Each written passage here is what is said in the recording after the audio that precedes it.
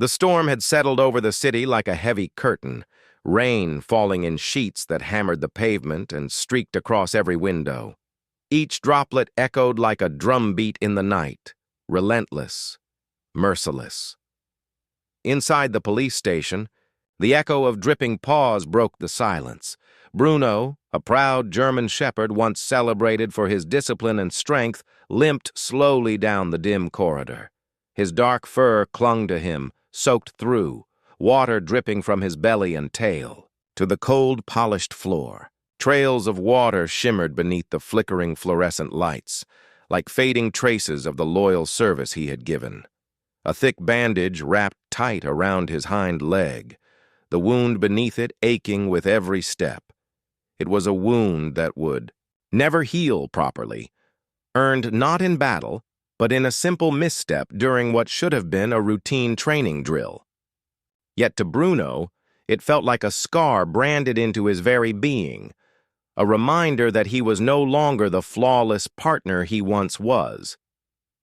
At the end of the hallway stood Jake Wren, Bruno's handler, his closest friend, his partner for the past 6 years.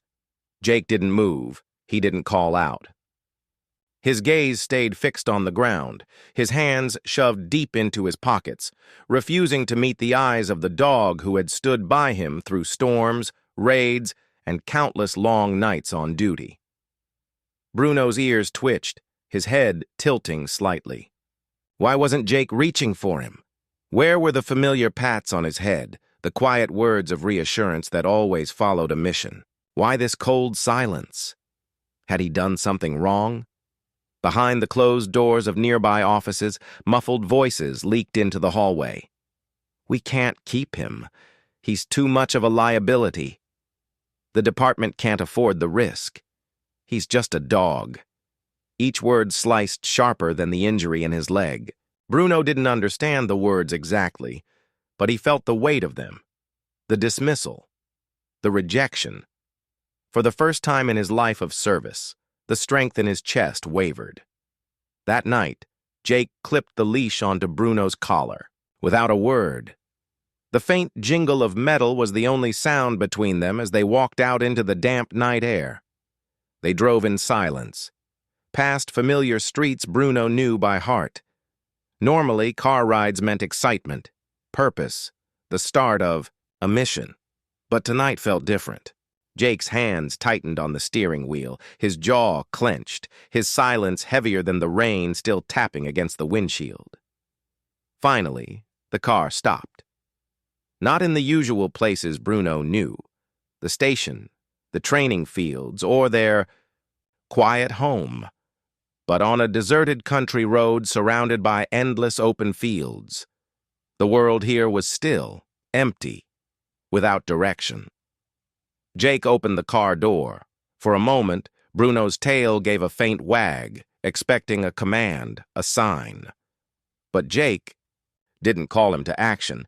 Instead, his trembling hand reached down and unclasped the collar from Bruno's neck. Their eyes met. Bruno's gaze, full of loyalty and confusion, locked onto Jake's. And in Jake's eyes, Bruno saw something he had never seen before. Shame. Deep, heavy, unspoken shame. No words came, no farewell, just silence. Jake turned, climbed back, into the car, and without another glance, drove away. Bruno stood motionless on the deserted road, the red taillights shrinking, then vanishing into the darkness. The storm had passed, but the silence left behind was heavier than any rainfall. His heart ached with confusion and heartbreak. He had been abandoned. For years, his instincts had guided him to wait for orders, to remain in position until given a command. And so, Bruno stood. He waited in the silence, ears pricked, eyes scanning the road, hoping. But no command came. No whistle. No voice calling him back. Slowly, his instincts shifted. Waiting would not bring Jake back. The bond that had defined. His life had been severed. Bruno took a deep breath, shook the lingering raindrops from his fur, and began to walk. The first night was cruel. He curled against the cold earth, his wounded leg throbbing with each shift of his body. Above him, the stars shone indifferently, their light offering no comfort, no warmth. His training told him to endure pain, to push through hardship. But this was different. There was no mission, no handler, no purpose, only emptiness. When dawn came, painting the horizon with pale gold, Bruno rose again. He shook the dew from his coat and limped onward. Every step sent a sting of pain shooting up his leg, but still he moved forward. Survival was now his mission. Days blurred into each other. Hunger gnawed at his belly. His throat burned with thirst. He wandered through dirt paths, over empty fields, and into thick woods, searching desperately for food and water. Once his life had been ordered. Scheduled meals, clear goals, precise commands. Now every decision was his alone. And yet, even in this wilderness of uncertainty, something deep inside him whispered, "Your journey is not over." Exhausted and limping, Bruno emerged into the narrow alleys of a quiet neighborhood. His ears pricked at the sound of laughter, light and free. He followed the sound until he stopped in front of a modest home with a spacious yard. A towering oak tree stood proudly. At the corner, its leaves rustling gently in the breeze. Warm light spilled from the windows, carrying the hum of family life. On a blanket in the yard sat a toddler, Oliver, just learning to balance on his wobbly little legs. His wide eyes sparkled as he reached for falling leaves, giggling at their dance in the wind. His mother, Sophie, busied herself with laundry, glancing occasionally at her son with a distracted smile. Bruno froze. He didn't know why, but something about this place stirred something long buried within him. The protective instincts of a service dog awoke, urging him forward. Instead of moving on, he limped to the base of the oak tree and lay down, silent and watchful. His legs still ached, but within his chest, for the first time since that night on the road, there was a flicker of purpose. In the days that followed, Bruno became a shadow to the Harper family. He learned their rhythms. Daniel, leaving early with his briefcase, Sophie juggling household chores, Oliver exploring the world with unsteady steps. Bruno kept his distance, but he never let them out of his sight. He wasn't their dog. He was just a stray. And yet, he couldn't help himself. Protecting them felt right. But peace never lasts forever. One afternoon, as Bruno lay beneath the oak tree, he noticed a black SUV creeping slowly down the street. The first time it passed without stopping. The second time it lingered.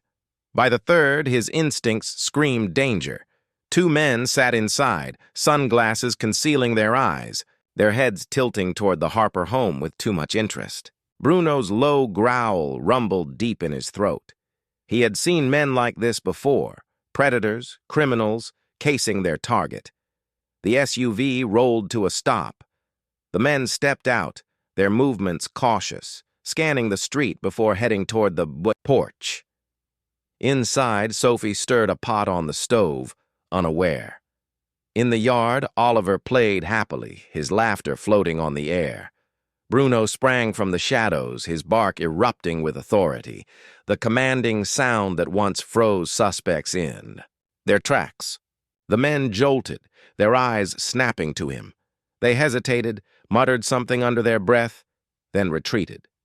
Within moments, the SUV roared back to life and sped away.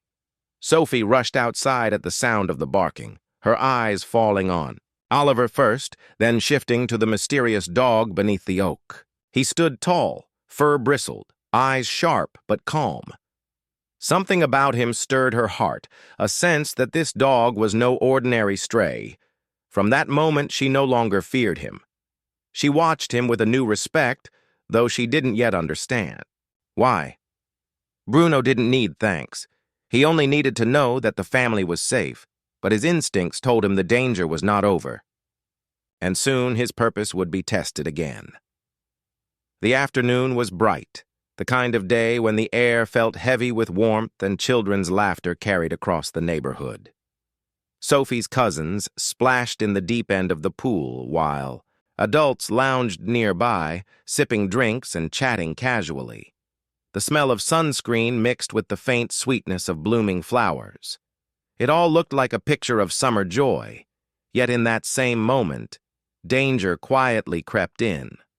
Sophie, curious and restless, wandered closer to the edge of the water. Her little sandals slapped softly against the tiles as she leaned too far, peering at her reflection. The voices around her grew distant, drowned out by the shimmering blue of the pool that seemed to call her closer. No one noticed the moment. She lost her footing.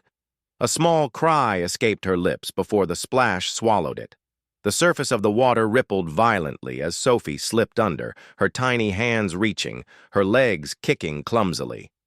The laughter from the other children continued, unaware that one of their own was in real danger. Seconds stretched like hours beneath the surface as Sophie's frightened eyes darted, searching for help. Then came the sound that cut through everything, a sharp bark.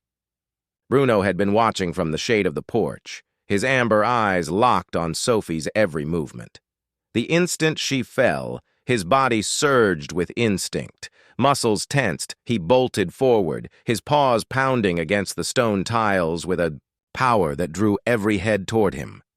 Without hesitation, Bruno launched himself into the pool, a splash louder than any scream. Water surged around him, but his focus never wavered. He swam straight to Sophie, his powerful legs cutting through the water. She thrashed weakly, panic overtaking her strength, until she felt the rough but steady grip of Bruno's fur beneath her fingers. The German shepherd angled himself so she could cling to him, guiding her toward the shallow edge with patient strength. By then, the adults had realized what was happening. Shouts filled the air as they rushed to the poolside, hands reaching, voices breaking with fear. Yet Bruno was already there, pressing Sophie upward, lifting her toward safety.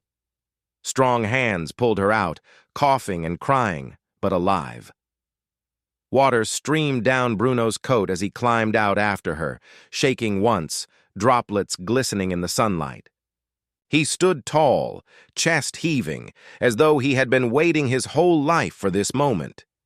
His eyes, steady and full of quiet courage, never left Sophie. The world hushed for her. Coughing, shivering, she blinked up at him. The dog, who had once been just that stray, now towered above her, a protector, a friend. Her lips trembled as she whispered, voice fragile yet clear, "Bruno." It was the first time she had called him by name, the name that had been waiting all along. Gasps softened into silence as her small hand reached forward, pressing against his wet fur. Bruno leaned into her touch, his ears twitching gently, his body settling as though he had finally been given his place. From that day on, he was not just a stray, not just a shadow in her life. He was Bruno, her hero. Command for the first time. She didn't see Bruno as just a stray dog. He was a hero without hesitation. Sophie rushed Oliver inside, wrapping him in a warm towel, checking for any signs of injury. Her hands trembled as the realizations sank in just 1 second later, just one moment without. Bruno! The thought sent chills down on her spine once Oliver was safe. She turned back to the window, searching for the dog that had saved Herson. Bruno was still there. He hadn't left yet. He hadn't moved closer either. He stood motionless, waiting, to see if he would be accepted or cast aside. Once again, a cold breeze swept through the yard. Bruno shivered, not just from the chill, but from exhaustion. Sophie stepped outside. Slowly she approached him, her gaze locking onto his, deep, unwavering. Eyes the fear she once felt had vanished, come inside her voice, was soft, no longer wary. Bruno didn't move right away. He looked at Sophie, then at Oliver, who was reaching out from his mother's arms, his wide eyes filled with excitement. A moment passed. Then with hesitant steps, Bruno moved forward, crossing the threshold for the first time in what felt like forever. He was no longer abandoned. He had found a home. Bruno had found a home, but his duty was far from over in the days following. Oliver's. Rescue the Harper family grew. Accustomed to Bruno's presence, Oliver especially adored his new four-legged guardian, constantly reaching out to hug him. Sophie was still adjusting to the changes, but deep down, she knew one thing. Bruno was part of their family now. But just as Bruno began to embrace this newfound peace, the nightmare returned. That night, Bruno was sleeping near the front door when a strange noise jolted him awake. It was soft, almost imperceptible, but to a trained canine, it was a warning sign. Bruno rose. To his feet, moving silently through the house, ear-spurked muscles tense as he approached the living room window. He caught it, the faint sound of footsteps on gravel. A deep growl rumbled in his throat through the darkness. Bruno could barely make out the silhouettes of two intruders, the same men from the black SUV. One of them reached into his pocket. Glass shattered without hesitation, Bruno lunged toward the window, barking with such force that the sound echoed through the neighborhood. Inside, Daniel shot up from Sophie, grab Oliver. Now he dashed to the dresser, grabbing his phone to call the police while Bruno stood firm, fur-bristling eyes locked onto the ERS. The burglars froze. They hadn't expected to face a former K9 fully prepared to fight as porch lights flickered on across the neighborhood and the distant wail of sirens pierced the night. They realized their plan had failed. They turned to flee, but it was too late. Police cars screeched to a halt, blocking the SUV as it tried to speed away. Within seconds, officers had the intruder spin down and cuffed back at the house. Bruno remained at his post, standing guard before his family. Sophie fell to her knees, clutching Oliver tightly, tears of relief spilling down her cheeks. Daniel turned to Bruno. His eyes filled with gratitude. He didn't need to say anything. He knew there was no better protector for his family than Bruno Newsoft. The attempted break-in spread quickly through the neighborhood, but what shocked people the most wasn't the crime itself. It was who had stopped it. The officers arriving at the scene recognized Bruno. Immediately, some had worked alongside him before, and they couldn't believe that the legendary Kaine they once admired was standing before them. Not wearing a badge anymore yet, still protecting and serving. One officer quietly stepped away, pulled out his phone, and made a call the next morning. A police car pulled up in front of the Harper house as the door opened. Jake Reynolds stepped out. He had heard about Bruno. He had heard about how he saved a Kyle from drowning. He had heard about how he faced down criminals alone, and now standing here, he had so much to say, but no idea how to begin. Bruno saw Jake. He didn't bark. He didn't growl, but he also didn't run to him like a dog excited to see his owner.